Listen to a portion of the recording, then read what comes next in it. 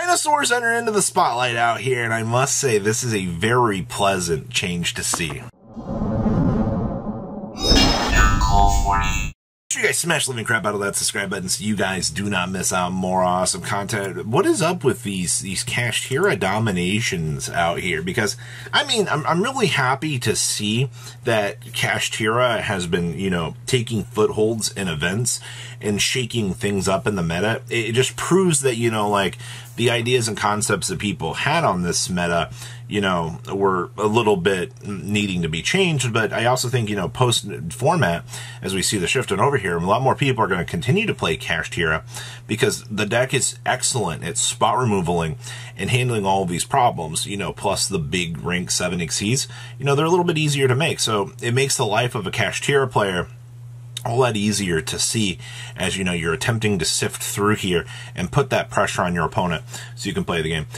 We also had one Rescue Ace duelist. I feel like that's pretty normal at this point, you know, the full set 4 combo. Now, interestingly enough, we're not doing the crazy little combo lines with the Fire King cards that, you know, so many people are so very fond of out here.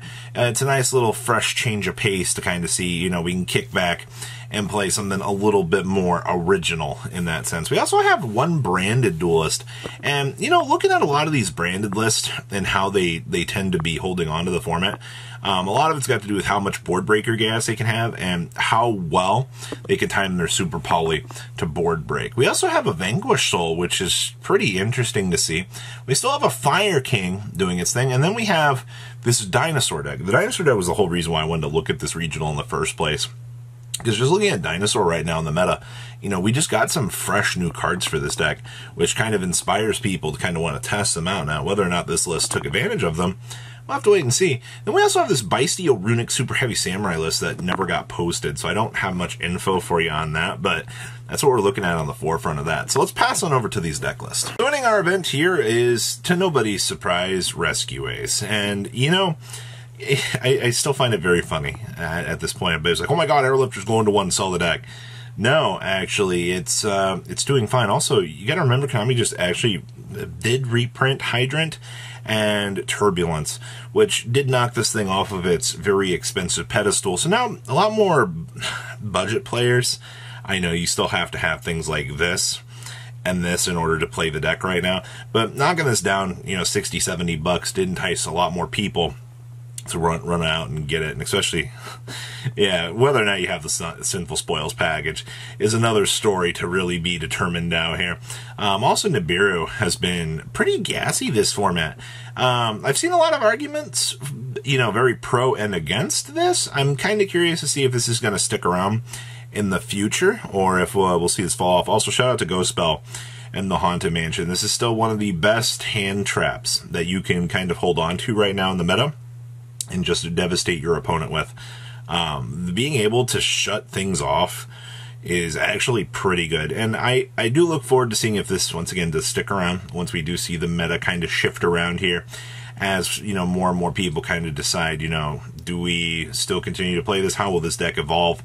And so forth. Also, hello, Double Pinkertops. Still so very good that the TCG got this back. Alright, next up here, we have our 47 card branded deck. And the first thing I want to tell you is, Robbie, why are there 3 slots down here in the side deck? Well, there just is. Alright, there. You do with that info what you will. I think it does prove that, like, sometimes you just don't need your entire side deck to do well at an event. The first interesting things I see, we actually have the crossouts in the main. This is pretty normal at this point. More and more people do actually want to make sure that, you know, they don't lose, you know, having this Ash. I point this out every single time, but, like, you know, there's a reason why you just don't see this deck explode in crazy popularity. You have your board breakers in here, so you can do standard things. Also, only one Lubellion. And we're just playing the 1-star in here. Wow, we're not even doing Magna Hut and things. I feel like this is pretty okay, though. Like, being able just to do the 1/1 line of this is fine. 1 lost is pretty normal at this point. We're also doing the Gold Sarcophagus, some courier plays. A little bit slower in more modern times, but that's fine. And then, of course, the Gas, that is the Fusion deployment. No Lulu Wallet down here. No, we're only doing 2 Blazing, which is pretty normal, too. Outside of that, we're not doing the fusion duplication plays either. I'm a huge fan of the fusion duplication plays when it does come up, but you're not seeing, you know, a lot of craziness. A lot of people are kind of straying away from that, and I don't really blame them on that front, you know. Too crazy. All right, next up here, we have standard cashed here, and yes, this is a 14-card extra deck. Yeah, there are a lot of interesting little things missing from this regional that I found pretty interesting. You do see here that we do have the one ogre with the one preparations. I feel like this is kind of starting to turn into more of a normal thing. The tier cash idea is kind of cool, that you can play as like the one of, but more and more people have kind of strayed away from that, which once again is fine, you know. You don't always have to have the dedication towards that. Also, double Book of Moon in the main deck to kind of try to answer some of these little crazier things. And I also want to shout out here the G-Golem Crystal Heart. This has been showing up in a lot more of these decks. Now remember, you can target one Earthlink monster in your graveyard. It's supposed to summon it to a zone that this card points to. You know, I'm just going to give you some ideas of just, you know, Earthlink. You know, we want to revive our little spiders here. Things like that, and then so forth. It's been something that's been coming up a lot more across the board in a lot of these decks, that more people want to have the G-Golem Crystal Heart out here just to do some climb plays. And also, Heat Soul is another little interesting thing. I don't know. When you're looking at a lot of these extra deck utility assets out here, you get pretty impressed with the ideas that I feel like people are actually messing around with out here. So good to see, you know, the different lines of play kind of starting to show up out here. People kind of trying out the different ideas and just challenging the norms that, you know, people are like, oh my gosh, we have to play it this way. Nope, you don't. Next up is Vanquish Soul. Still love the fact that poor Rise Heart is just a poor little fire reveal target in this deck every single time. We're actually playing double Kaiser Varius, which is pretty normal, I feel like, at this point. Though you will see people make a huge argument to try to play one of these, but I feel like it's just so mid to try to take away from, you know, what this deck wants to do. We're also playing the one Durandal for the one search, and then, of course, one copy of the Snow Devil. That's pretty normal. Post-side decking. We are playing a Change of Heart down here. We have no thrust or no other way to get into this. This is just a hard draw. Let's see it if you do. We also have Magical Deflectors down here as well, so it's going to be for your Riddick matchup. And I see that we are playing the Stack 'em Up Zeus package off of your 2 level 4s. Yeah, that feels pretty normal at this point.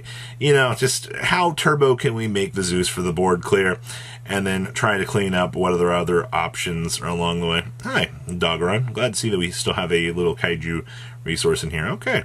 Next up here is our Dinosaurs. Doing the one Xeno with, we are playing the Frosto Friend. That's pretty normal. No Kaito Patara or none of the other new stuff here.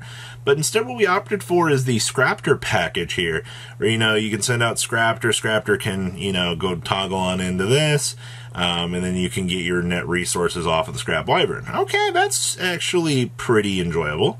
Okay, I see that we have Ghost Spells in the side deck, as per usual.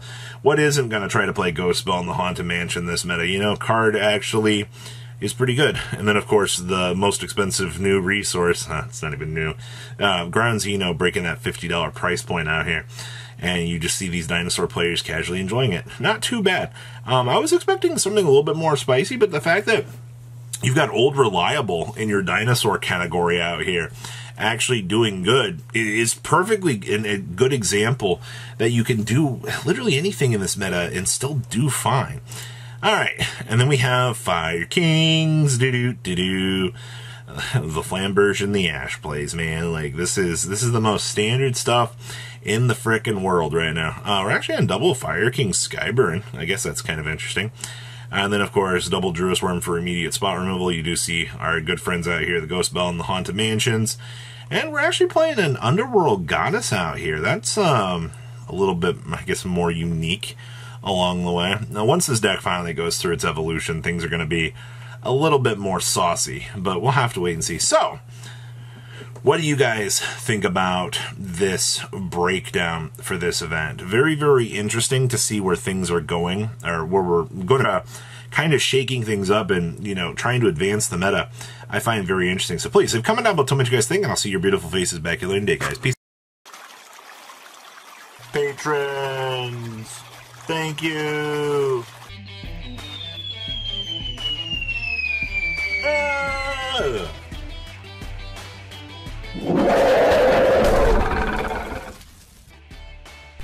Thank you so much for watching. Check out these other videos.